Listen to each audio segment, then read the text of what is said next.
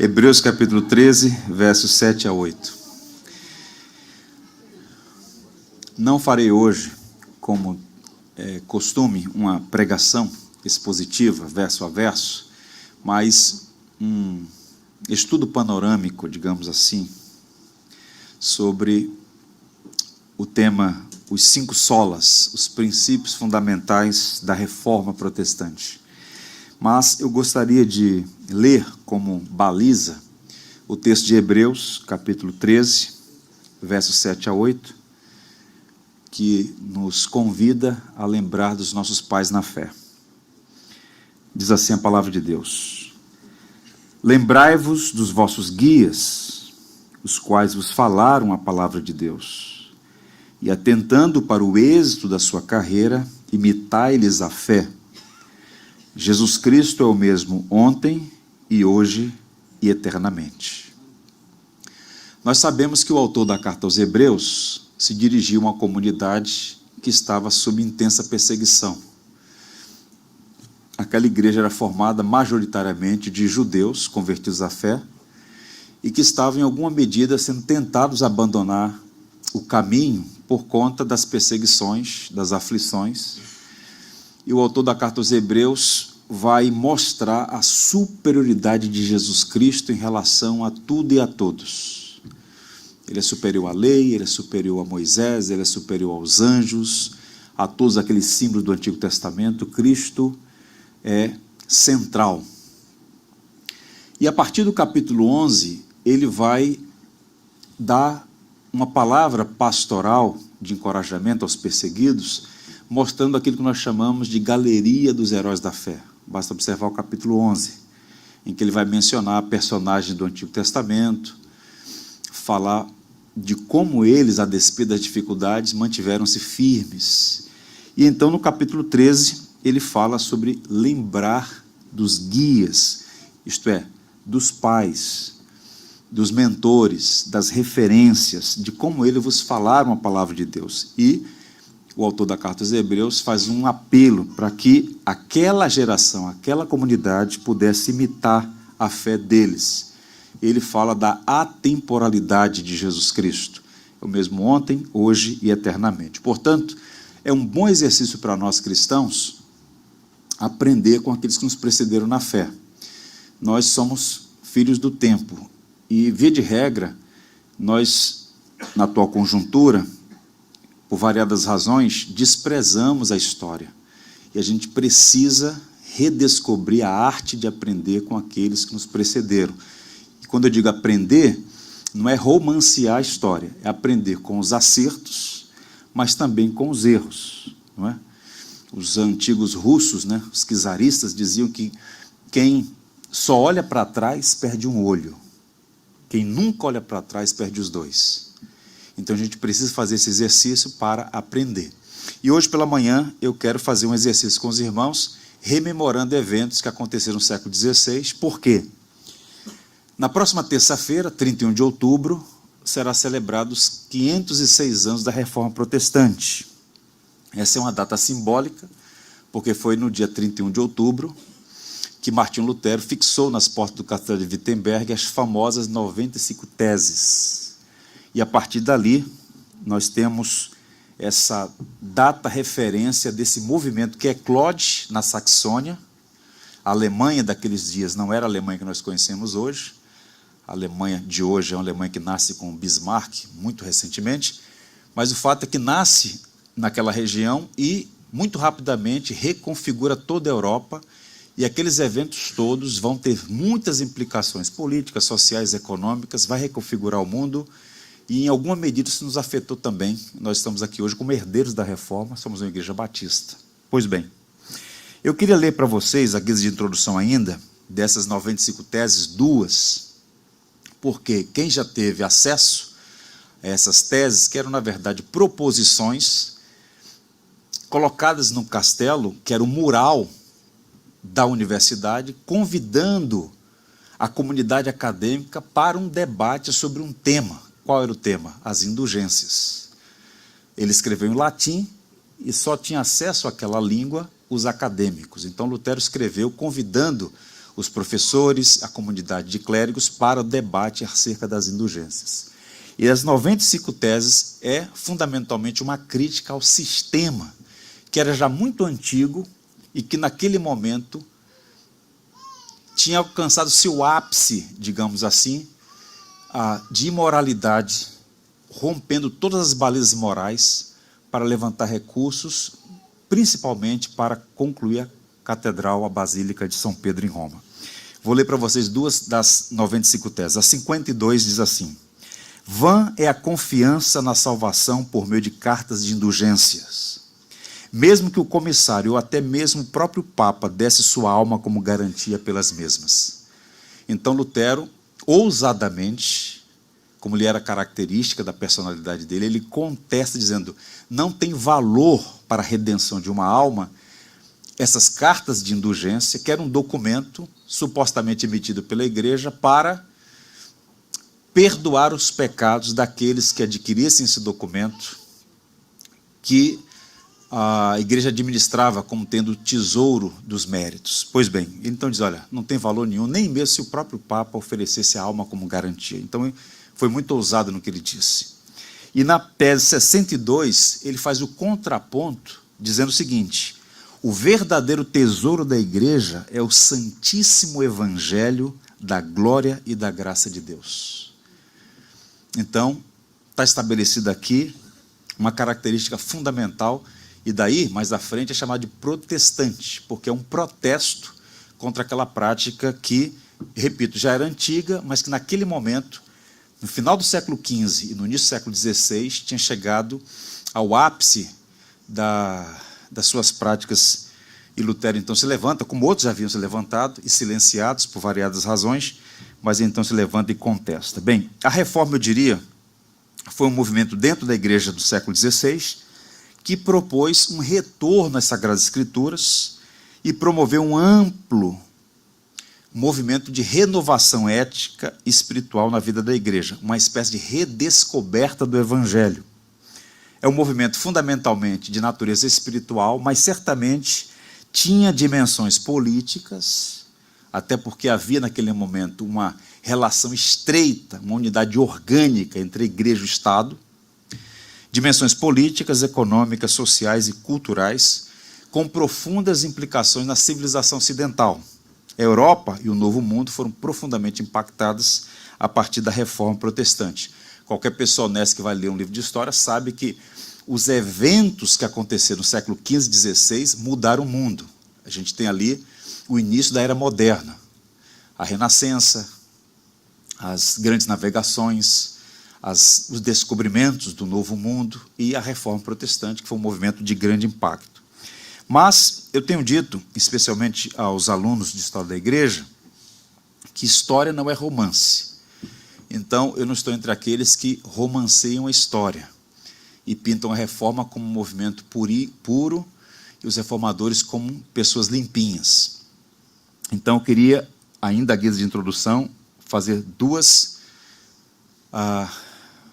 afirmações aqui. Primeiro, negamos que a reforma tenha sido um movimento perfeito, completo e isento de erros.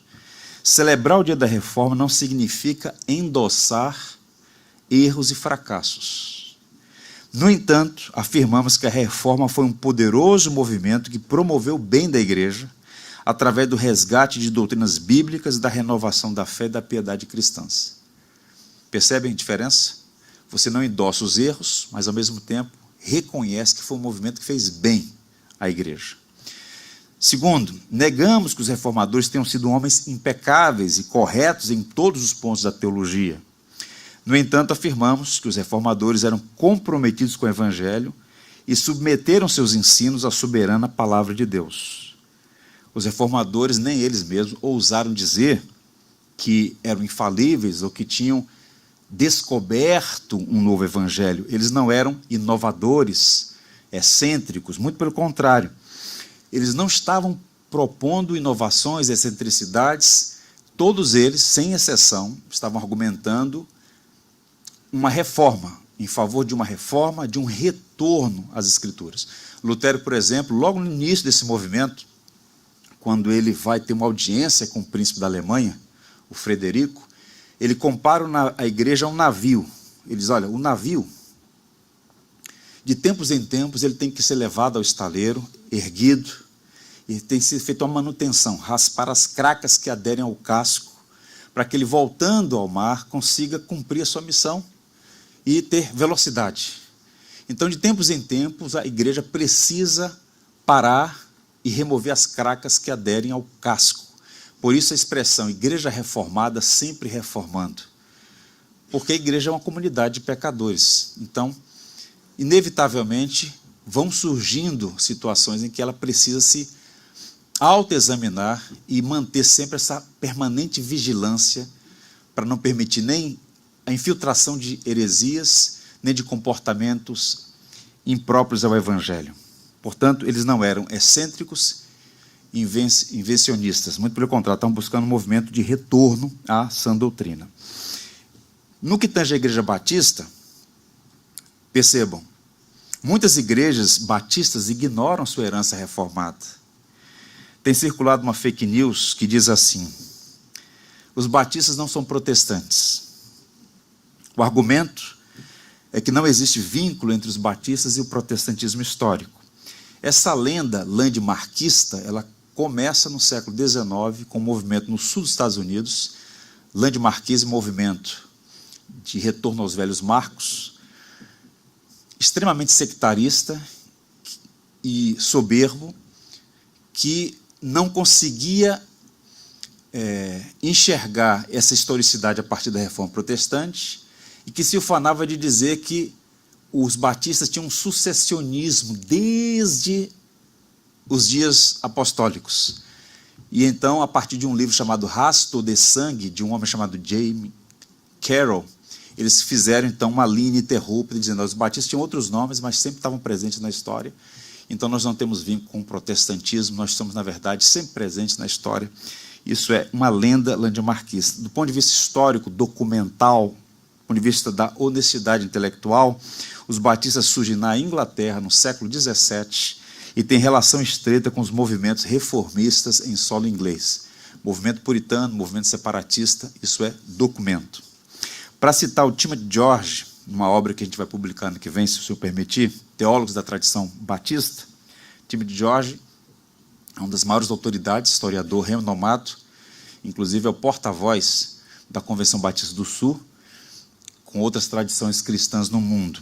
Ele diz assim: batistas são cristãos evangélicos que afirmam, como Martinho Lutero e João Calvino, os princípios básicos e essenciais da reforma, somente a Escritura e a justificação somente pela fé. Embora não concordando com tudo o que Lutero ou Calvino ensinaram, os batistas reivindicam a herança da reforma como sua. Essas são palavras de um historiador renomado com mais de 100 títulos publicados, professor nos principais seminários dos Estados Unidos, não é um palpiteiro do Facebook. Então vejam que é digno de confiança a nota dele. Portanto, celebrar a reforma é rememorar nossa história, é resgatar nossa herança teológica e aprender com os nossos pais na fé. Os 5 solas da reforma são um resumo dos principais temas, das principais doutrinas que os reformadores defenderam e que nos ajudam a entender o coração, o epicentro dessa teologia que provocou esse cataclisma no século XVI. A expressão sola significa somente. A linguagem da academia era o latim. Então, todas as cartas, os tratados teológicos, tudo era escrito em latim. Pois bem, os reformadores não escreveram textualmente os solas, mas os princípios estavam presentes. E mais à frente, na segunda, terceira e quarta gerações, os seus herdeiros sistematizaram aquilo que nós chamamos de 5 solas da reforma. E é sobre isso que eu gostaria de partilhar com os irmãos, mostrando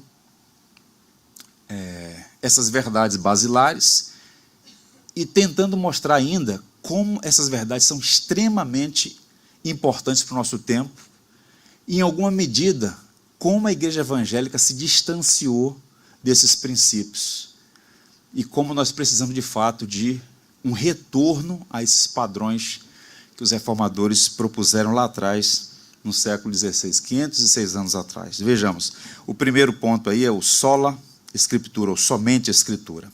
Significa dizer que somente a Escritura,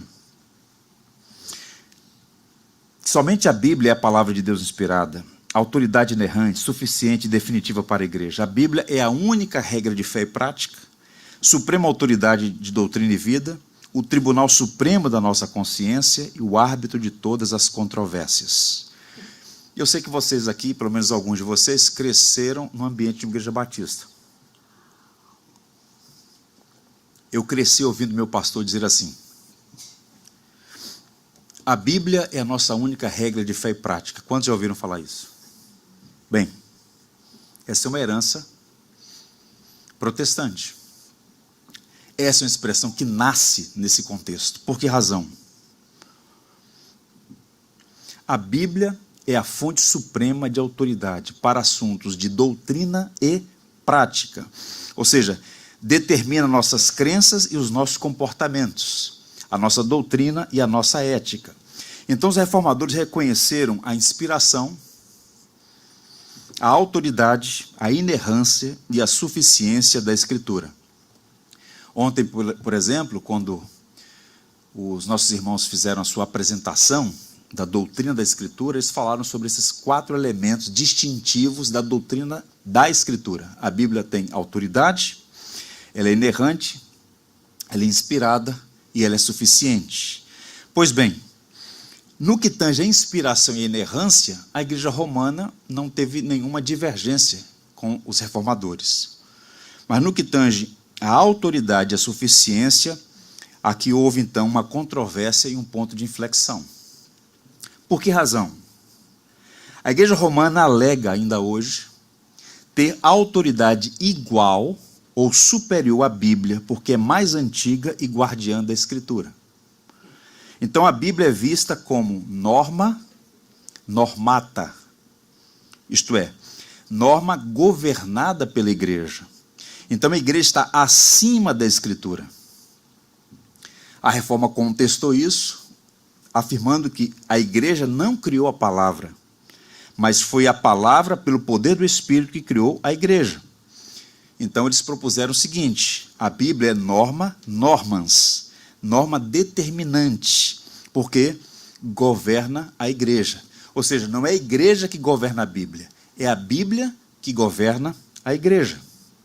Para citar Lutero na Dieta de Worms, quando ele se apresentou diante do imperador Carlos V, 1521, ele disse assim, naquela dieta, no parlamento: a igreja, longe de ter prioridade sobre a Escritura, é, na realidade, uma criação da Escritura, nascida do ventre da Escritura. Então, percebam que na verdade, são 2 visões diametralmente opostas. É uma questão de autoridade.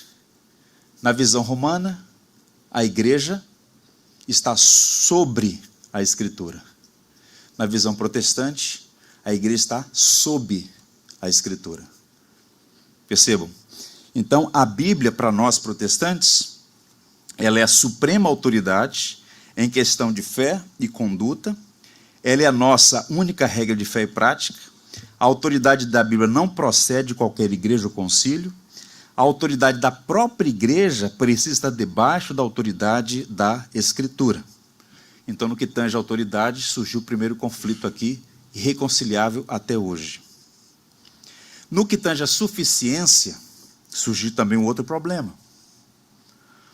A igreja romana ensina que existe uma dupla fonte de revelação: a Bíblia e a tradição. Essa visão sustenta que a Bíblia não é suficiente em si mesma, nem a única autoridade e fonte infalível da revelação divina. A tradição da igreja recebeu o mesmo peso de autoridade da Bíblia e, em alguns momentos, superior a ela, à medida que fez adições. Portanto, não é só o que está escrito que vale, é o que a igreja diz. Contra essa visão, os reformadores afirmaram que o princípio da suficiência da Escritura e da suprema autoridade sobre a igreja e a tradição é o que prevalece. Então, em outras palavras, quando nós afirmamos a Bíblia é a nossa única regra de fé e prática, nós estamos afirmando que a Bíblia é a fonte última de autoridade para determinar o que nós cremos e a maneira como vivemos, é o Tribunal Supremo a quem respondemos, e é suficiente. A tradição tem importância, tem valor, mas a tradição é colocada no seu devido lugar. Quando a tradição entra em contradição com a Escritura, o que prevalece é a revelação suprema, que é a palavra de Deus. Na visão romana é diferente. A tradição tem igual peso às Escrituras. Você argumenta com alguém de tradição romana, por exemplo, por que você ora aos mortos? A Bíblia não fala sobre isso, mas essa é uma tradição. A tradição que foi passada, né? Ele vai fazer uma argumentação nessa direção. A Bíblia, o que a Bíblia diz, não é suficiente. A tradição tem peso igual ou superior às Escrituras. A França também foi muito influenciada pela Reforma, infelizmente, por uma manobra política sangrenta, a noite de São Bartolomeu, agosto de 1572, 30 mil huguenotes franceses foram assassinados, inclusive o nobre almirante Gaspard de Coligny. A França, ela rapidamente expandiu a fé reformada entre os franceses, e eles produziram um documento preciosíssimo chamado a Confissão de Fé Gaulesa. É um documento riquíssimo, riquíssimo, riquíssimo, mostrando a grandeza dos teólogos franceses naqueles dias, século XVI. Essa confissão, de 1559, vou ler para vocês como eles definiram esse debate. Não é lícito aos homens, nem aos anjos, fazer nas Santas Escrituras qualquer acréscimo, diminuição ou mudança. Por conseguinte, nem a antiguidade, nem os costumes, nem a multidão, nem a sabedoria humana, nem os pensamentos, nem as sentenças, nem os editos, nem os decretos, nem os concílios, nem as visões, nem os milagres devem contrapor-se a essas santas Escrituras, mas ao contrário, por elas é que todas as coisas se devem examinar, regular e reformar. Ou seja, eles afirmaram a superioridade, a supremacia, a autoridade e a suficiência das Sagradas Escrituras. Repito, a tradição tem o seu valor? Tem, mas ela não pode contrapor-se às Escrituras. Então, para nós, a Bíblia, ela é a nossa única regra de fé e prática. O que nós cremos tem que ter fundamentação bíblica, e a maneira como nós vivemos tem que ter respaldo bíblico. A Bíblia, como revelação de Deus a nós, é essa fonte última de autoridade que deve governar a nossa vida. Então, não é a igreja que governa as Escrituras, é a Escritura que governa a igreja. 2 Timóteo 3, 16 a 17 diz assim: toda Escritura é inspirada por Deus e útil para o ensino, para a repreensão, para a correção, para a educação na justiça, a fim de que o homem de Deus seja perfeito e perfeitamente habilitado para toda boa obra. É um texto clássico que fala sobre a inspiração e o propósito pelo qual Deus nos deu a sua palavra. Uma coisa muito curiosa em relação a isso é ponto pacífico em qualquer pessoa que estuda esse fenômeno do protestantismo e as implicações na civilização, especialmente no Ocidente, é que o legado protestante em relação às Escrituras é uma coisa impressionante. Vejam, a tradução da Bíblia para vários idiomas, porque naquele momento, até pela cosmovisão romana, a Bíblia tinha que permanecer apenas e tão somente em latim. Mas como os reformadores começaram a entender que a Bíblia tinha que ser lida pelo povo, na língua do povo, surgiu um movimento de tradução. Lutero providenciou a tradução para o alemão, o primo de João Calvino, Olivetan, para o francês, traduções em holandês, para o russo, vários outros idiomas. William Tyndale, no século ainda XVI, para o inglês. Wycliffe já tinha feito isso no século XIV. Vários movimentos de tradução. E nós, brasileiros, fomos abençoados por um homem chamado João Ferreira de Almeida, que era membro da Igreja Reformada Holandesa. A Holanda se tornou uma potência econômica, marítima, e a Holanda tinha um protetorado que ficava no sul da Índia, onde hoje fica o Sri Lanka. E ele estava ali, era um jovenzinho de 17 anos de idade, se converteu, e Deus colocou no coração dele traduzir a Bíblia em português. Ele começou a traduzir a Bíblia com 17 anos de idade. E concluiu essa obra fantástica, João Ferreira de Almeida. Então, o protestantismo está diretamente vinculado a esse movimento de tradução da Bíblia para a língua do povo. Isso está diretamente relacionado à tradição protestante. Dia da Bíblia, segundo domingo do Advento. Quando começou isso? 1546, com o rei inglês, o terceiro da dinastia Tudor, Eduardo VI, que pediu ao arcebispo da Cantuária, Thomas Cranmer, que providenciasse um dia para que a igreja agradecesse a Deus pelo dia da Bíblia. Qual foi o dia escolhido? Segundo domingo do Advento, segundo domingo de dezembro. Então, quando uma pessoa celebra o dia da Bíblia, está nadando, digamos assim, surfando numa tradição protestante.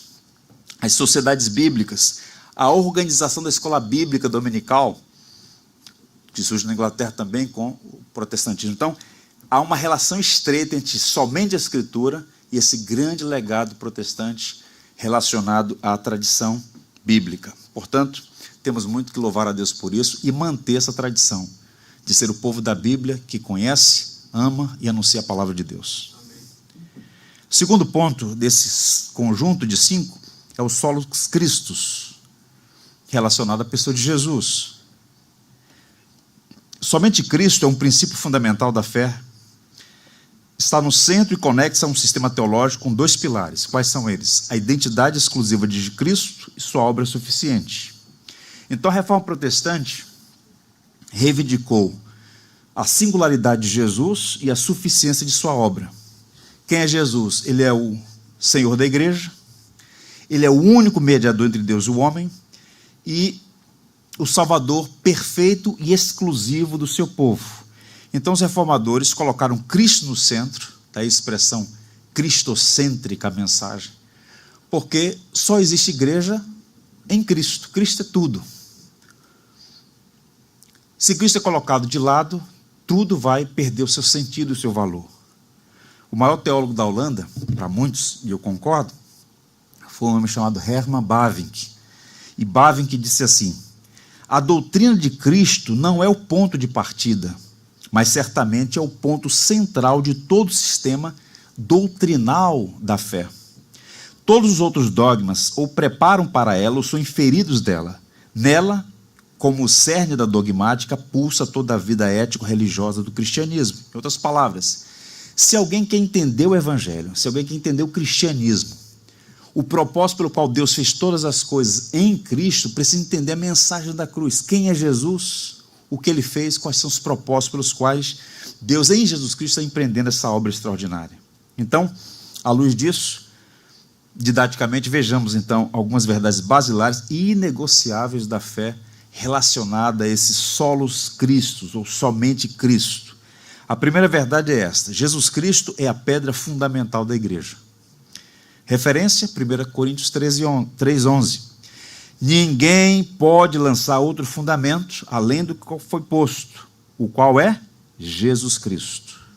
O fundamento da igreja é quem, gente? É Jesus Cristo. A doutrina romana afirma ser o Papa a pedra fundamental da igreja, sobre a qual está edificada. Isso não possui amparo bíblico. Ouçam, fato objetivo: Pedro nunca foi Papa, nem o Papa é sucessor de Pedro. A igreja só tem um fundamento, é Cristo. A pedra sobre a qual a igreja está edificada é Cristo. Só Ele é a rocha que não se abala. Edificar a igreja sobre qualquer outro fundamento é construir um desastre. Então o que é que eles perceberam? Que houve um longo processo de ruptura, de desvio, de afastamento do que era central. Então percebam, mesmo entre os catedráticos, mesmo entre os acadêmicos, e observe, as universidades surgem no ambiente da igreja. Homens que dominavam grego, hebraico, latim, aquelas grandes obras clássicas de filosofia, eles dominavam todos aqueles tomos, Pedro Abelardo, tantos outros, Tomás de Aquino, uma mente prodigiosa, mas parece que o evangelho escorreu por entre os dedos. Perderam de vista o que era mais importante, que era o próprio Cristo. E tantas outras coisas periféricas ocuparam o centro. E de repente aqueles homens redescobriram o evangelho. Por isso que ele vai dizer na Tese 62, o verdadeiro tesouro da igreja é o evangelho da graça e da glória de Cristo. Então, o fundamento da igreja é Cristo. Segundo, Jesus Cristo é o cabeça da igreja. Variados textos apontam para isso. Colossenses 1, ele é o cabeça do corpo da igreja. Mateus 16, 18, eu edificarei a minha igreja. Quem é o dono da igreja? É Cristo. Ele é o bom, o grande, supremo pastor da igreja. Ele deu a vida pela igreja, ele remiu o seu povo com o seu próprio sangue. O teólogo reformador de Zurique, Zwinglio, de quem nós herdamos o conceito de ceia memorial, ele dizia com muita propriedade: Cristo é o cabeça de todos os crentes, os quais são o seu corpo, e sem ele o corpo está morto. Ou seja, existe uma unidade orgânica. Cristo é a cabeça, nós somos o corpo. Então não podemos perder isso de vista. Ele governa e com ela reinará por toda a eternidade. Terceiro, Jesus Cristo é o único mediador entre Deus e o homem. Aqui é um ponto inegociável também. 1 Timóteo 2,5 é dito assim: porquanto há um só Deus e um só mediador entre Deus e os homens, Cristo Jesus, homem. Então a reforma rejeitou decididamente, fundamentado na palavra, a doutrina romana que proclama o Papa, por exemplo, como sumo pontífice, o supremo mediador, a ponte que nos conecta de volta a Deus é Jesus Cristo. Não há possibilidade de alguma do homem reconciliar-se com Deus, senão por meio do seu Filho Jesus Cristo. Ele afirmou com muita segurança: eu sou o caminho, a verdade e a vida, ninguém vem ao Pai, senão por mim. Portanto, por mais que apreciemos os notáveis santos da igreja, e são muitos, Paulo, o maior teólogo da igreja, o apóstolo Paulo, eu fico impressionado com a capacidade de Paulo. Pedro, João, Tiago, quando a gente sai das escrituras e vai para a história da igreja, um homem como Tertuliano, Atenágoras, Cipriano, os pais da igreja, de modo geral, os formadores como um todo, são homens e mulheres notáveis. No entanto, são homens. Deram sua contribuição, mas são homens. Agora, aquele Deus homem que nos conecta a Deus, que nos trouxe de volta para Deus, é Jesus Cristo. Não há possibilidade de comunhão com Deus a parte de Jesus Cristo. Quarto, Jesus Cristo, portanto, é o único Salvador. Atos 4,12 diz assim: e não há salvação em nenhum outro nome pelo qual importa que sejamos salvos.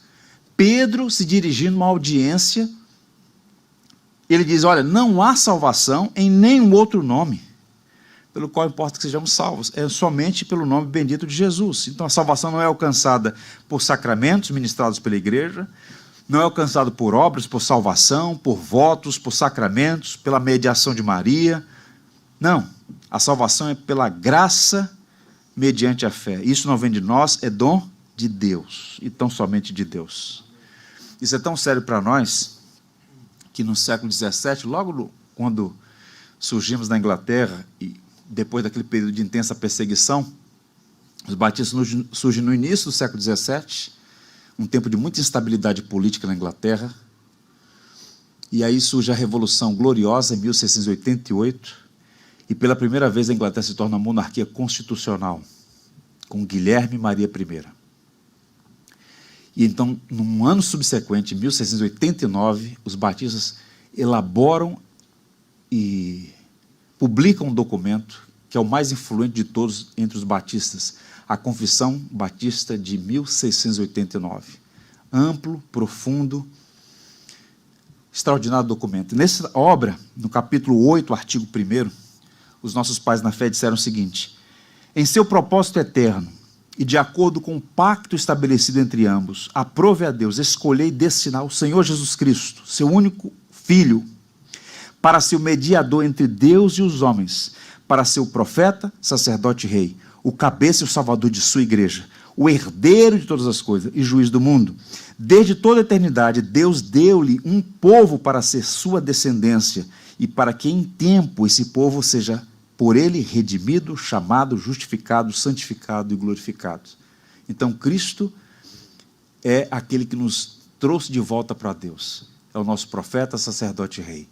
Ele foi dado por Deus a nós e nós fomos dados a Deus por ele. Ou seja, há uma unidade orgânica extraordinária nisso.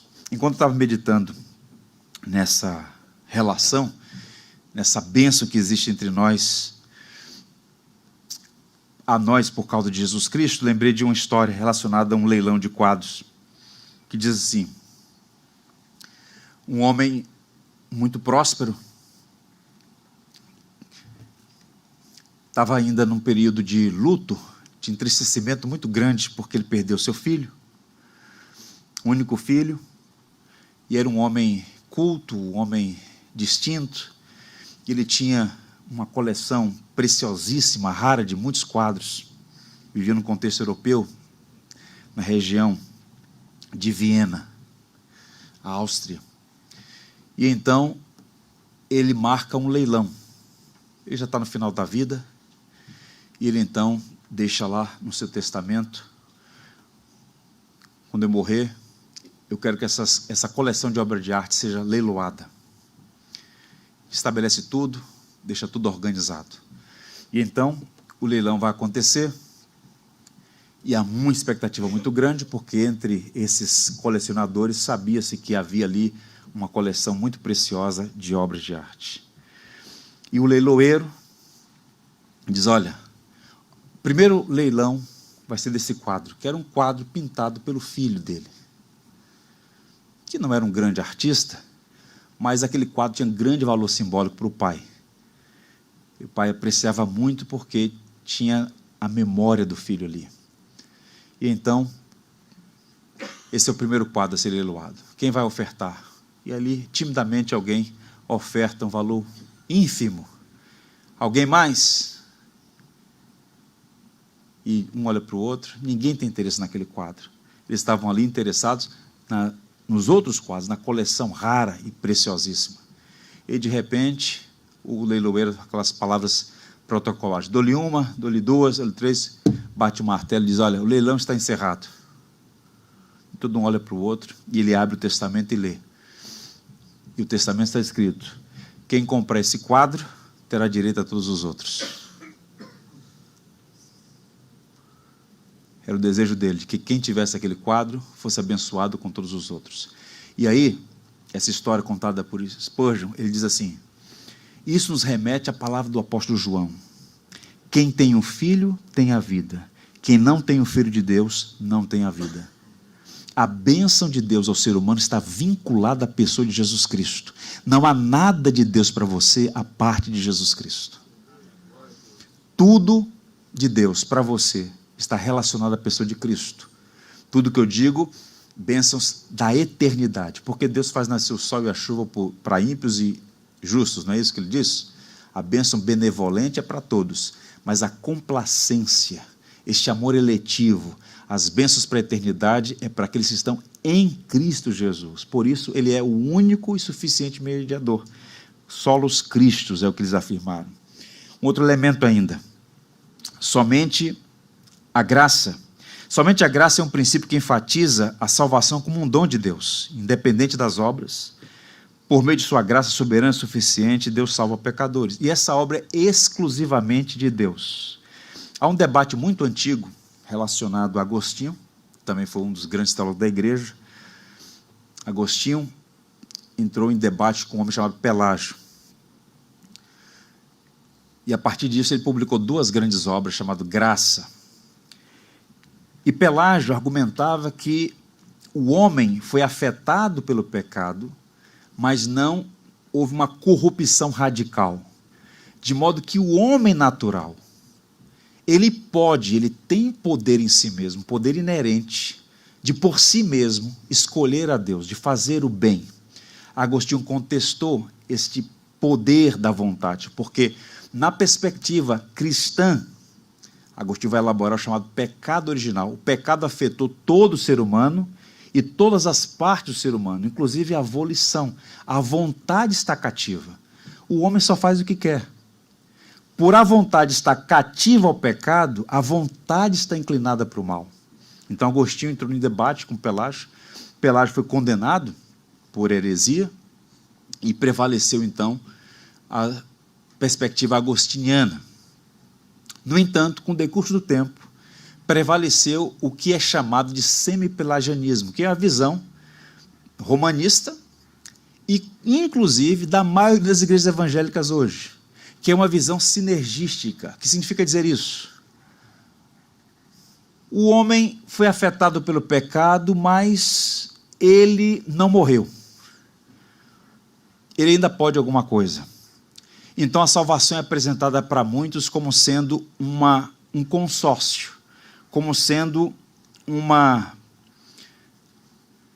parceria em que Deus fez uma parte e o homem entra com a outra. Você já ouviu isso em algum momento? Dê um passo para Jesus, porque ele já deu na sua direção. Então a ideia é que a salvação é uma combinação do que Deus já fez e do que você precisa fazer. É uma sinergia, daí a ideia de trabalho em conjunto, da ideia de sinergia. Bem, a graça é vista nessa perspectiva como uma espécie de pó mágico. Pensa comigo. O pó mágico, essa é a ideia da magia, né? O pó mágico habilita esse homem a fazer por merecer, a conquistar a sua salvação. E muitos evangélicos têm essa mentalidade semi-pelagiana.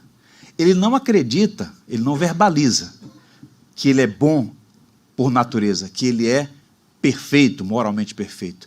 Mas no fundo, ele está dizendo o seguinte: eu posso buscar e alcançar a minha salvação. E as pessoas estão fazendo isso. A perspectiva é a seguinte: fiz coisas boas, Deus passa a me amar mais. Fiz alguma coisa errada, parece que Deus agora vai me castigar. E as pessoas vivem assim, numa corda bamba espiritual, porque é uma mentalidade pagã, uma religiosidade meritória, isso é pelagianismo ou semi-pelagianismo. Os reformadores, ressuscitando ou promovendo uma ressurgência da teologia de Santo Agostinho, eles então, buscando, no apóstolo Paulo, sobretudo, grande teólogo do cristianismo, estabeleceram as balizas fundamentais. E quais são elas? Nós lemos hoje na liturgia, Efésios 2. Primeiro, o homem está morto em seus delitos e pecados. O que é a morte, gente? Você pega um cadáver, isso aqui é simbólico, tá? Não pegue cadáver. O indivíduo pega um cadáver, coloca 2 brasas incandescentes sobre os olhos, o cadáver reage? Está quente demais. Cadáver não reage, porque ele está morto espiritualmente. A Bíblia descreve o homem sem Cristo como morto espiritualmente. Vocês estavam mortos, mas ele deu vida quando vocês estavam mortos. Ou seja, a confiança em Cristo, a fé em Cristo, o arrependimento é precedido por essa vida que Deus infunde. A regeneração precisa acontecer, é uma obra que Deus faz. Por isso a gente acredita nessa graça soberana que acontece quando o evangelho é anunciado, quando o evangelho é pregado. Então eles anunciaram basicamente isso: o homem está morto dos delitos e pecados e Deus vai lá e dá vida. Segundo, essa soberana e irresistível graça se manifesta trazendo salvação a pecadores sem depender do mérito humano. Paulo disse isso aos romanos: não depende de quem quer ou de quem corre, mas de Deus usar de misericórdia. Não depende do desejo nem do esforço humano, mas da misericórdia de Deus. Gente, salvação é dom de Deus. Salvação é graça de Deus. Graça é favores que não merecem. E mais, a graça de Deus é suficiente para a nossa salvação. Pela graça sois salvos mediante a fé, isso não vem de vós, é dom de Deus, não de obras, para que ninguém se glorie. E boa parte dos cristãos evangélicos, por variadas razões, tem uma mentalidade sinergística, meritória, e por conta disso vivem inseguros, achando que precisam fazer certas coisas para garantir, quando na verdade aquela palavra de Isaías é fantástica. Isaías diz assim sobre Jesus, Isaías 53, ele verá o fruto do penoso trabalho de sua alma e ficará satisfeito. Cristo comprou o seu povo com o seu sangue. O anjo disse a Maria: este menino salvará o seu povo dos pecados deles. Cristo nos comprou para si. É graça. Você não é salvo porque é mais inteligente do que os seus pais, do que os seus tios, do que os seus filhos, do que os seus parentes, do que os seus amigos. Você é salvo porque a graça maravilhosa se manifestou sobre você. E ele abriu os seus olhos, tirou das trevas para a luz. Toda a linguagem é nessa direção. Como é que a gente ora? Você já orou assim, de joelhos? Senhor, muito obrigado porque eu sou mais inteligente que os meus vizinhos. Obrigado, Senhor, porque eu fiz uma escolha sensata. Ah, meu Deus, esses tolos não sabem escolher bem. A nossa oração já denuncia que nós somos passivos no processo.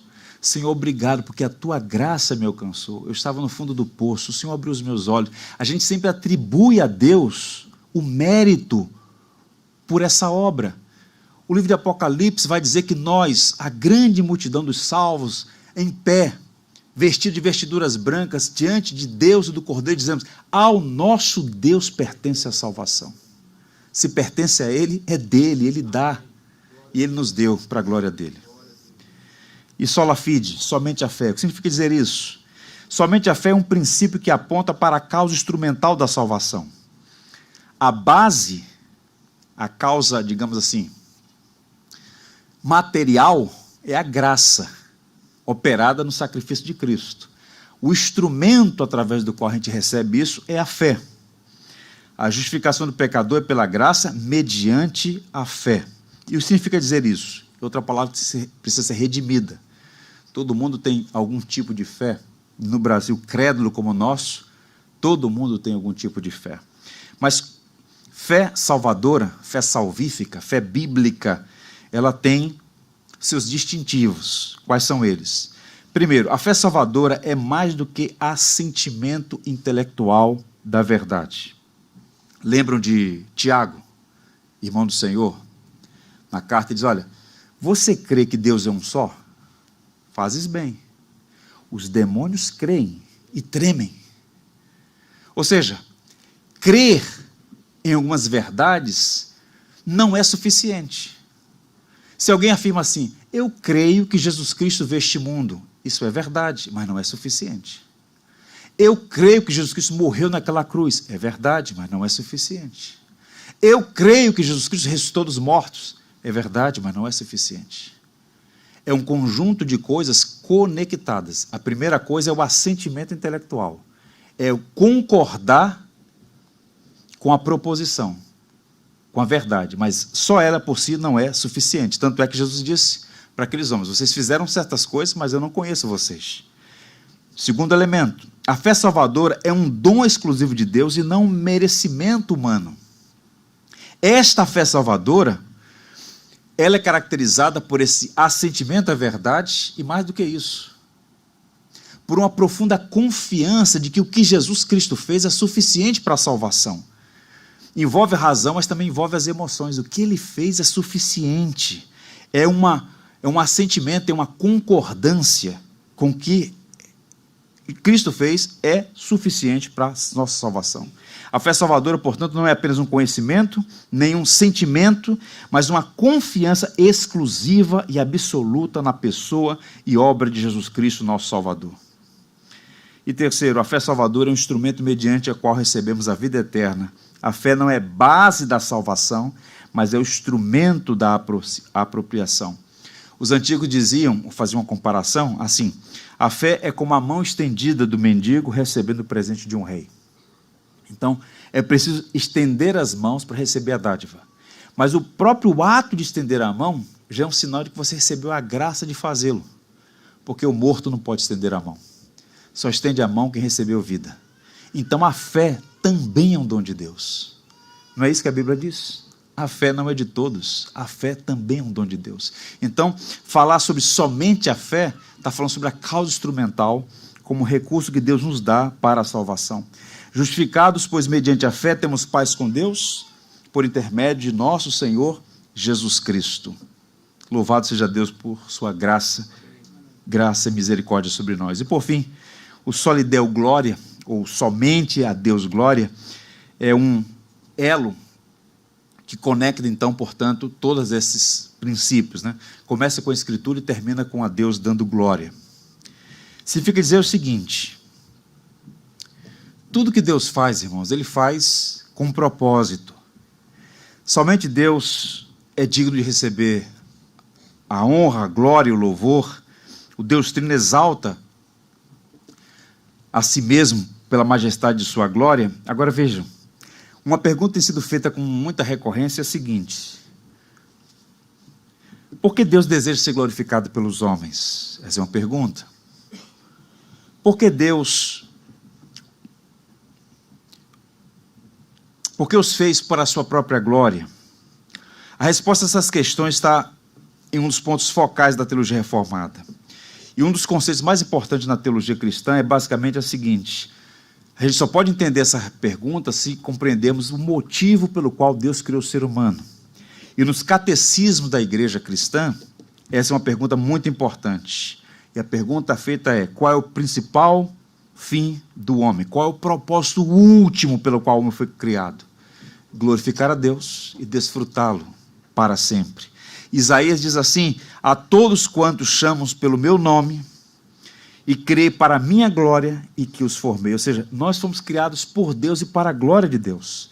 Portanto, quando os reformadores falaram somente a glória a Deus, é que essa obra que Deus está fazendo é para trazer o homem de volta para a sua vocação primária. Há muitas coisas que satisfazem o nosso coração, mas a coisa central é descansar em Deus. Agostinho dizia que nós nunca teremos paz, satisfação, enquanto não descansarmos em Deus. Nós somos criados por Ele e para Ele. Portanto, dizer somente glória a Deus não é repetir uma frase. E entre os evangélicos é muito comum, né, essas frases prontas, sobretudo entre os carismáticos, né? Glória a Deus para cá, glória a Deus para cá, nas rádios, nas canções. Dar glória a Deus é entender o propósito pelo qual nós fomos criados e satisfazer-se nele, e expurgar do nosso coração dos ídolos e ter prazer e contentamento em Deus. Um dos maiores músicos da história chamava-se Johann Sebastian Bach, famoso compositor.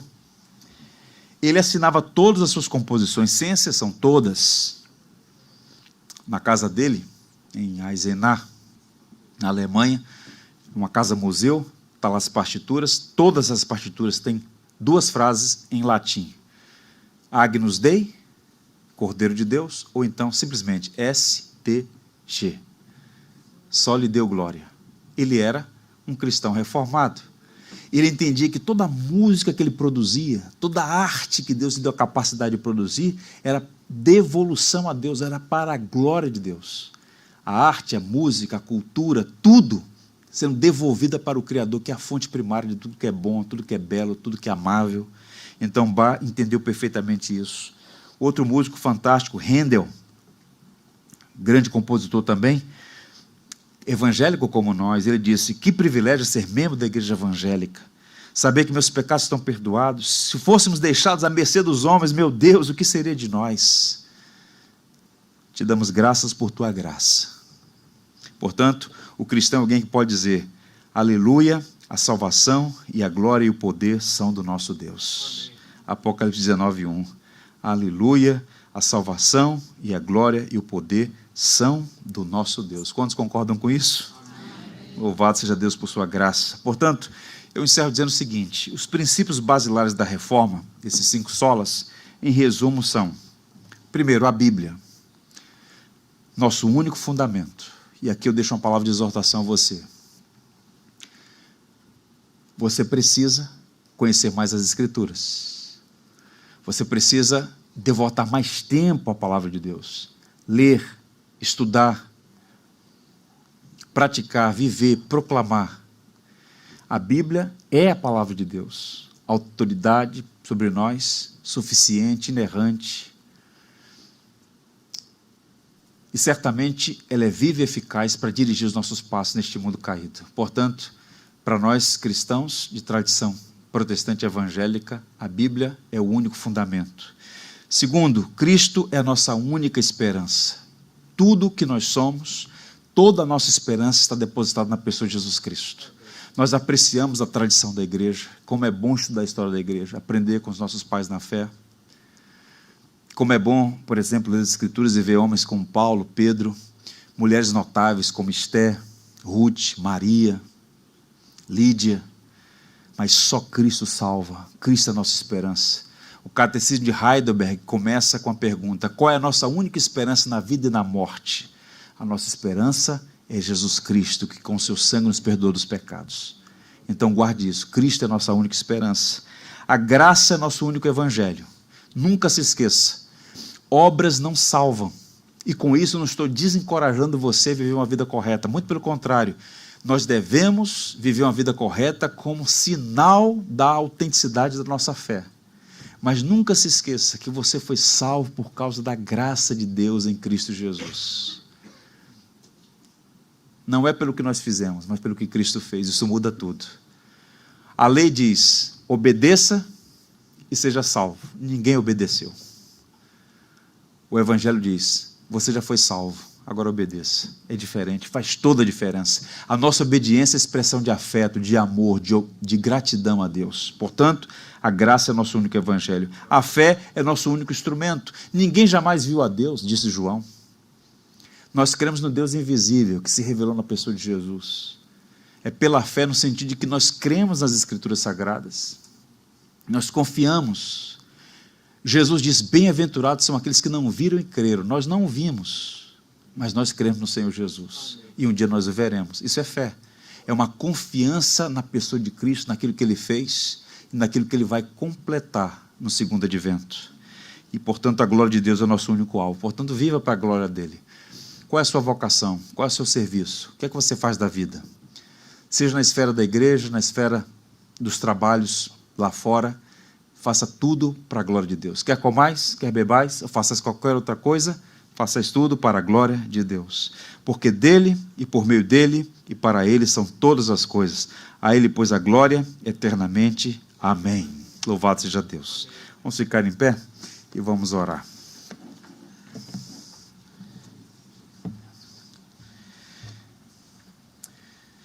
Ó Senhor, te louvamos por tua palavra, te louvamos por teus atos redentivos na história. Sabemos que o Senhor tem trabalhado no decurso do tempo, usando pessoas. Te louvamos pela obra da reforma no século XVI. Não foi uma obra perfeita, aqueles homens não eram perfeitos, mas nós te louvamos pelo que aconteceu naqueles dias, que ainda hoje nos inspira a entender que a tua palavra é suficiente, a entender que a graça do Senhor é suficiente, a entender que somos justificados pela graça mediante a fé, a entender que Cristo é a nossa única esperança e que devemos viver para a tua glória.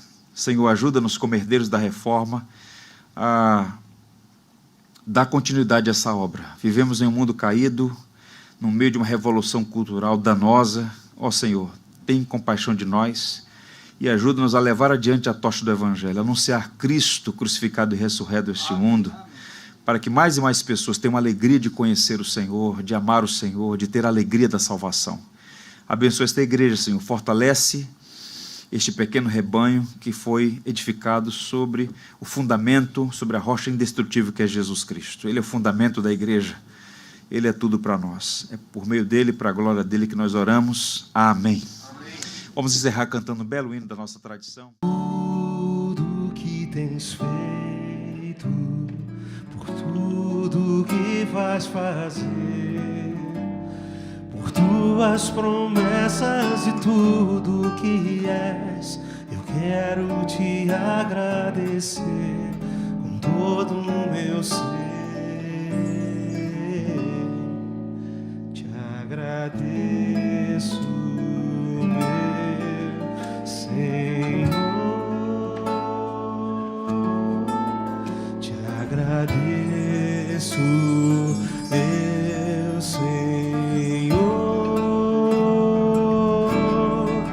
te agradeço por me libertar e salvar, por ter morrido em meu lugar, te agradeço, Jesus, te agradeço. Eu te agradeço, te agradeço por tudo que tens feito, por tudo que vais fazer, por tuas promessas e tudo que és. Eu quero te agradecer com todo o meu ser. E aí? Te agradeço, meu Senhor. Te agradeço, meu Senhor. Te agradeço por me libertar e salvar.